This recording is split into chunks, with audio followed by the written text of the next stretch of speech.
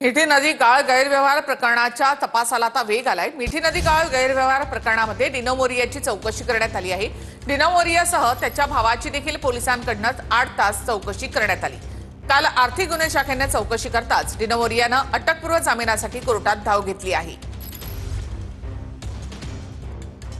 डिनो मोरिया म्हणजे ऐकून घ्या, आदित्य ठाकरेचा जो मित्र आहे, उठा बसायचं ठिकाण आहे, भ्रष्टाचारात तो अड्डा आहे। अजून काय पाहिजे? बाकीचे धंदे करायला ते ठिकाण आहे, तिथून होतात। सालियनचा प्लॅन त्या डिनो मोरियाच्या घरून झालं, दिशा सालियन आणि तो ऍक्टर आपला सिंग, हे तिथून झालेला आहे। ती आज उद्या माहिती येईल ना। डिनो मोरिया पण त्या केसमध्ये जाणार, दिशा सालियनच्या।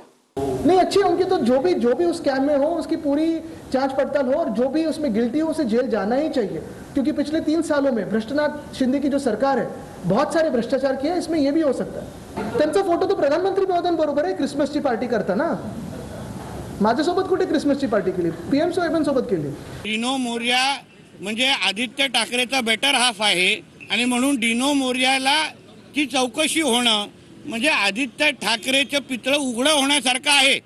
आज मुंबईमध्ये जे काही पाण्याची जे काही परिस्थिती आहे, जे अन्य जे काय, त्याचे सगळे जबाबदार हे आदित्य ठाकरेची नाईट लाईफ गँगच आहे। हा खरं म्हटलं तर ही मातोश्रीची सूनच आहे डिनो मोरिया, आणि म्हणून आदित्य ठाकरेंनी इकडे तिकडे आपला थोबाड उघडण्यापेक्षा डिनो मोरिया आणि त्याचे काय संबंध आहेत, व्यावसायिक आणि वैयक्तिक, या सगळ्याबद्दल तोंड उघडावं आणि स्पष्टीकरण द्यावं।